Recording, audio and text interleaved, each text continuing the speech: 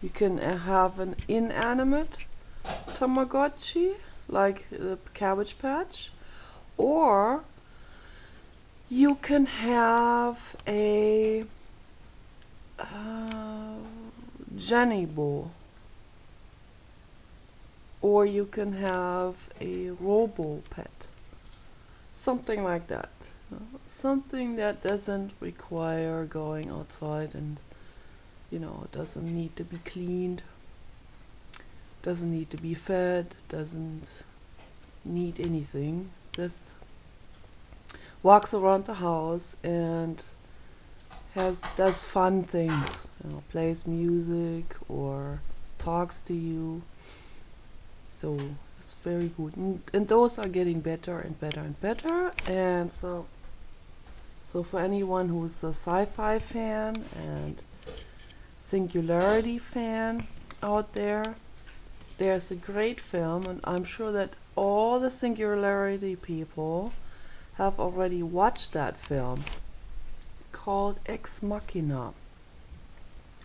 From that terminology, Deus Ex Machina, which is Latin, and it means the God out of the machine.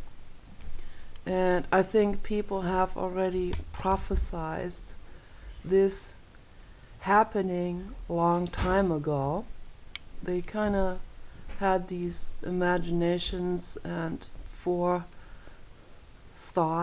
and glimpses into the future,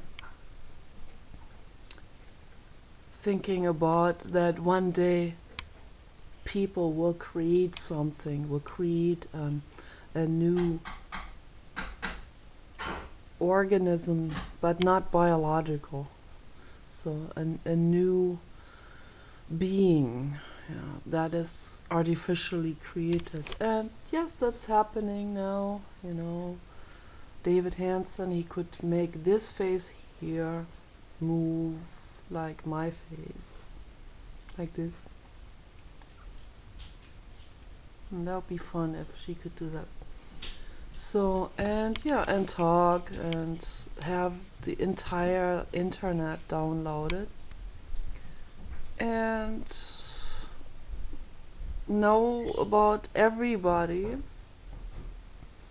know every single human on Earth, to have the entire data banks downloaded from every single human. Yeah, and then eventually have some kind of mathematical formula and algorithm built in that kind of works on system analysis and is able to compute and compare and is able to learn.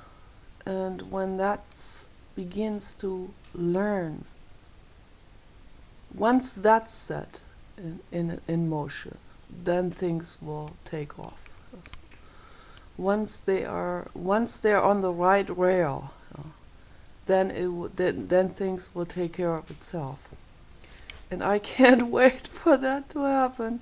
But anyway, the film Ex Machina is a fascinating film, absolutely stunningly beautiful. It really hits the nerve.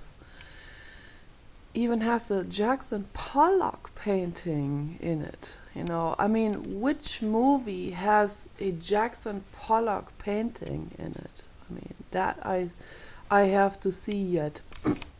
But one is there, and that's Ex Machina. And when I saw the preview, I already saw the Jackson Pollock painting in the preview.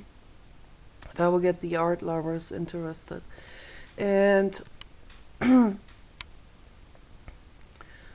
when I saw the preview, I was absolutely mesmerized. So the other day I watched the movie, and my husband did too. My husband didn't like it that much because he did not like that scientist character.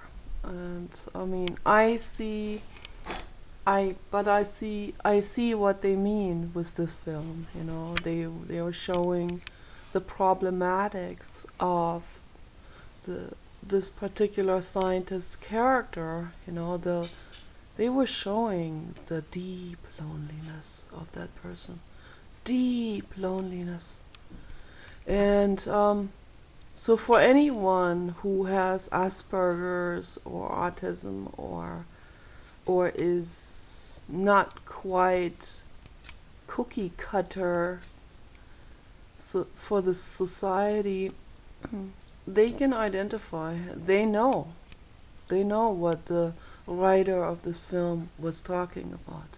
They know about that loneliness. They know about the awkwardness, and they know about this suspiciousness of other people, and this fear of being rejected at any single moment, and this fear of screwing up in a conversation and turning the other person against him. So yeah, this unless we're completely stable within ourselves, you know, and that happens very rarely, that someone can just be himself and be different and be stable at the same time and not care at all. I'm working on it, but I know how it feels, you know. I definitely know how it feels to turn the conversation partner off at any single point in time, and for me to find a life partner who puts up with me, with my extravagance, that's quite something, you know. That's when you find that, when you're different and you find someone who puts up with that and who is stable, then you need to practice infinite gratitude for that. And that's the truth. And the scientist in the movie, and I don't want to give too much information away, I don't want to spoil this experience, because watching that film is a real experience. I personally don't agree with the ending. But, and not just because it goes against my taste. The ending, the very ending, that is more profound than just a taste matter. Okay. And I'll let everybody come to that conclusion for themselves. And so if you want to talk to me about this movie, I would be thrilled to. You can make me a video, you can write a comment, and I always appreciate when somebody writes really long comments. And I miss that guy Lev from Russia. They moved to the United States, and it was really fun talking to Lev, and it was fun talking to Eric L. Dionysus.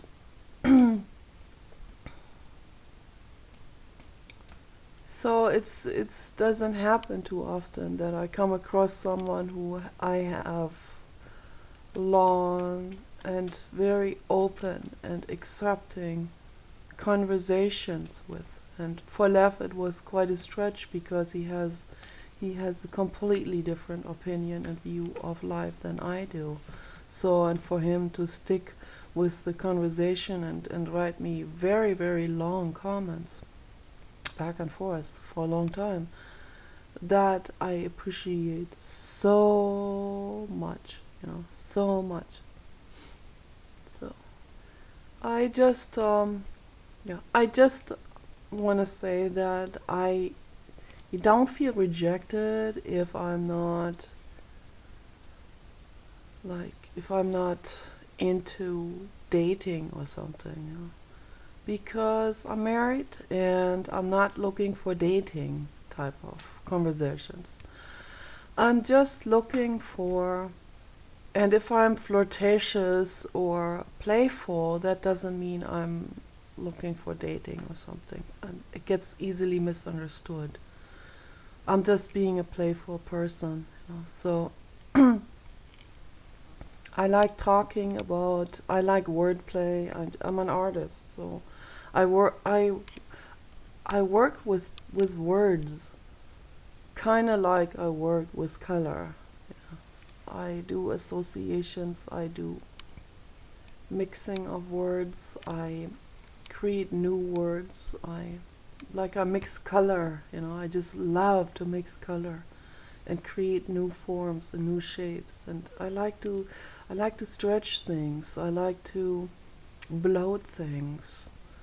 As an artist, I always have the tendency to bloat things up. So for example, if I had this here, this shape of doll, let's say like the raw shape, the just the face and the body, it wouldn't stay like that, you know.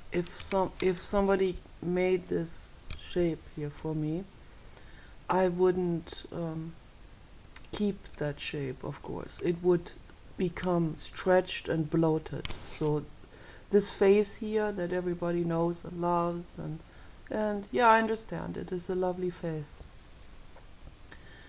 But I would start to make this grow and stretch, and the mouth would definitely become big, and eventually will become a Great Dane in shape. So it will become some kind of morphing. I'm really into morphing things large, but I like this process of morphing things large, you know. Wish I had more knowledge about computer programs where they make things grow, you know, like where they can make people grow or more faces together or more faces apart and stuff like that. That's the kind of stuff I really like. And I like to do this in form of plastics, in form of sculpting, like sculpting with my hands out of a clay mass, and in form of sewing and drawing and painting, of course. So, and in form of words, mm, that I play with every day. So I just love it. And other people, they will get so mad.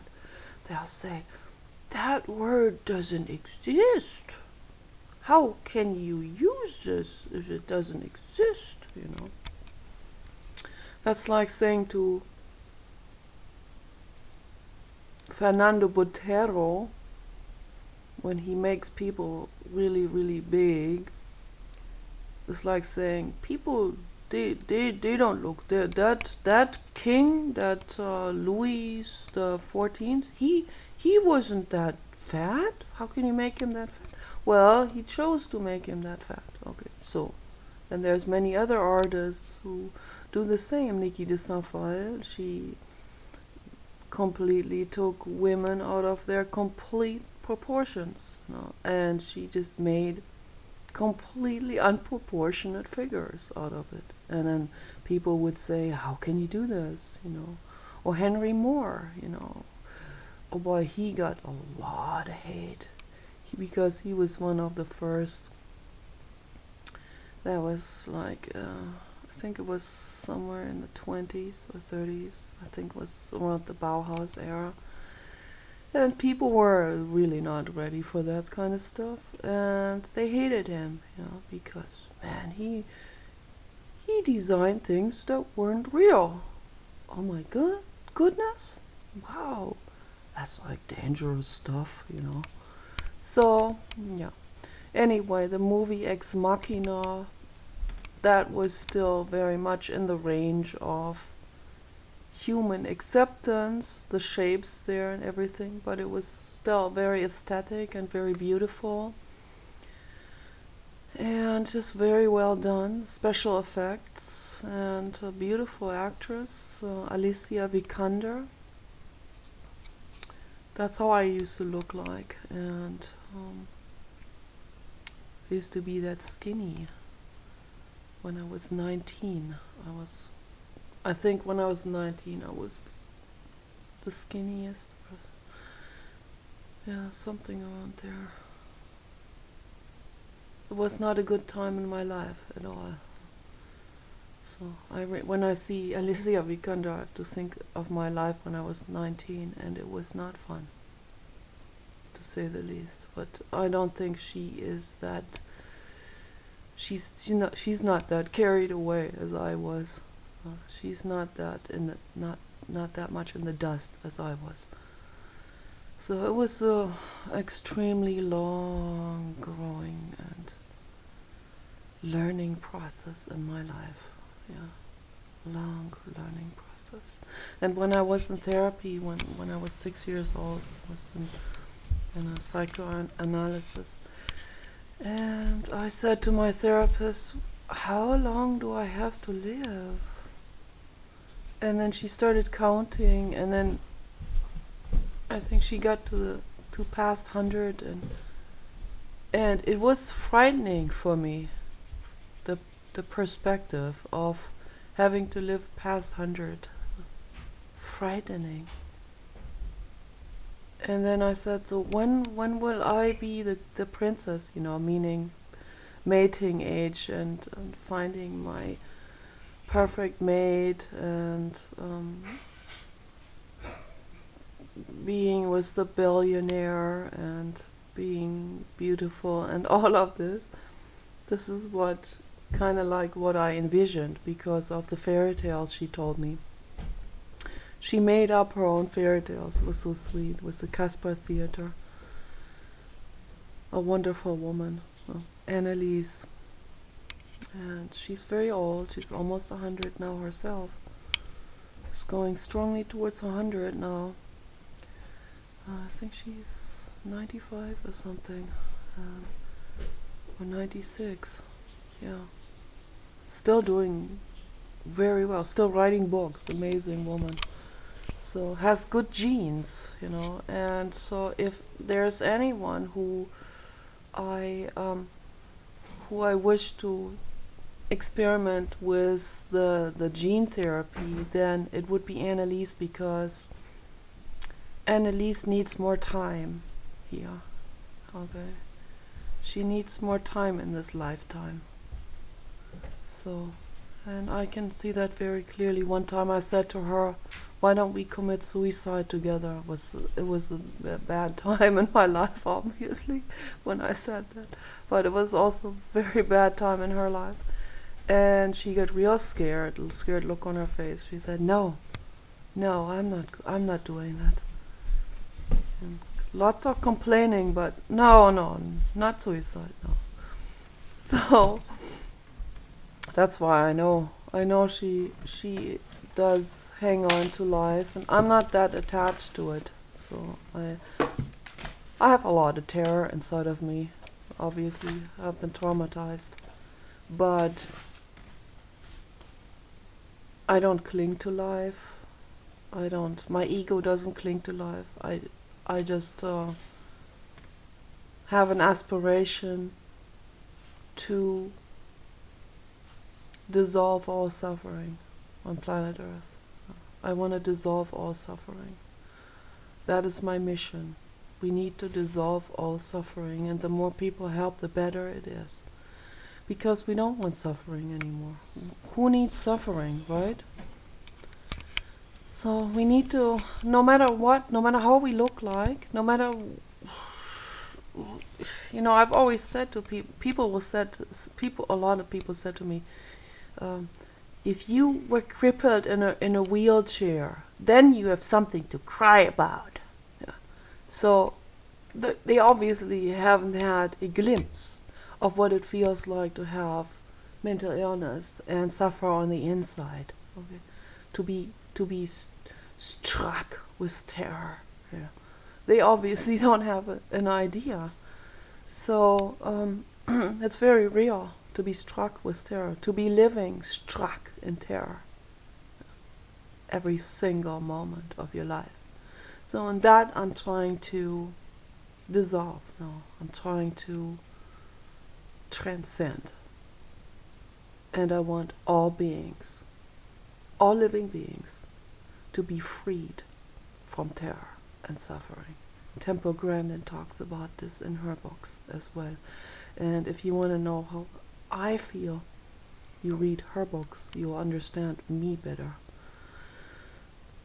I'm an animal, and I see things from an animal perspective, just like she does. And that's why I understand animals better. Animals are much more straightforward and loyal and real, and they don't play games, and they just don't have that in their brain, that type of ability, if you want to call it an ability or disability, maybe. But either way, it's an ability for the worse, actually, and so yeah, we need to, that's why it's so important to read the books and listen to the presentations by Jiddu Krishnamurti and Dr. David Bohm, because they are tackling the problem of transcending this and becoming your own observer. When you become your own sharp observer, then you are no longer the victim of your own dishonesty. Because your own dishonesty, that's something the ego does. The ego does dishonesty too. It's always self-preservation, but it shoots backwards because it doesn't really serve anybody to be dishonest. A con artist, for example, just to take a blunt example, con artist on the street, a magician, like the Four Horsemen. What a lousy video. I had to turn that off. Sorry, it's not appealing, okay? I prefer, if I like anyone in Vegas, it is Steve Wynn. Steve Wynn has class. Steve Wynn knows what's better, He has enough sense to show the public real art. And as Jonathan Mese said, art must rule the world, not some tacky, cheap hotel shows. But anyway, let's take a con artist as portrayed in that film. He goes up to someone and he tricks them out of their $100.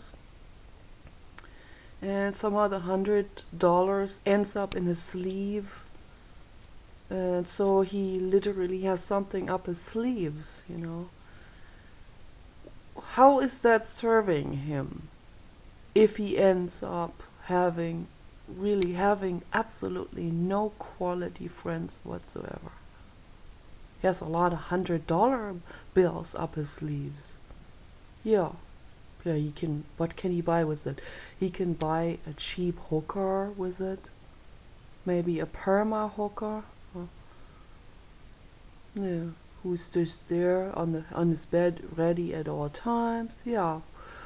So, first of all, if she has anything genuine in her, why would she put up with it? And then, what are the conversations like? She's not even going to trust him with anything personal. So the relationship will be kind of like living past each other. It will be the physical gratification to a point. It will be a little bit shallow and empty, because even the physical, because the trust isn't there. And then it just completely void of love and affection, and intimacy, like true intimacy. Will be void of that. And so what does he have in the end, So this is my question. And that's what my question is to all the CEOs, to the white collar con artists, with other words, Exxon Mobil, Monsanto, the makers of Roundup, which is a pesticide that is outlawed in Europe, but sold in every hardware store in the United States. Hey, baby, it's like that's part of your gardening. Yes. No, it's not part of your gardening, because it kills you. Okay? So, Anyway, what's their lives like? You know, they might have 4 girlfriends, kind of like in that film Ex Machina. That scientist, he builds his own girlfriends, you know, and he can slap them around like he wants to, and has just absolutely, there's nothing. There's like totally void of intimacy. And then, well, I don't want to say too much now. I don't want to review the entire film, but you will see that, you know, it ends up even in a robot. It shows, you know. I think that if we have a robot and we're good to the robot, we can actually have an intimate relationship with the robot. If we're good to the robot, if we are good to our computers, if I'm good to this thing here that I'm holding in my hand, this thing here, and this thing here, the camera, then it will last longer, right? It will be happy. It will last a lot longer for its own life cycle, so it will have more out of life and give you more out of life. It's sort of already a type of relationship, right? And if you have a sentient being like a dog or your own body and a flower, so, or your husband, then that's very precious and it needs to be treated as precious. But I see that a lot of people, they don't have a relationship even to their own hand. So the skin, I mean, they will use their hand, they will use their hand for self-gratification purposes and stuff, but they don't have a relationship to the skin, to their own body function. And that's what most people don't have, and they don't have a relationship to their own bodies. And that's very, very sad. That's very pitiful. And that's why we need to listen to Jiddu Krishnamurti and bring that back. And when people begin to love and respect their own bodies, then they're even attentive for the other, and can see the other, and can feel the other, and can feel the other's needs, and so on, and aspirations. So anyway, peace out, bliss out, take care of yourselves.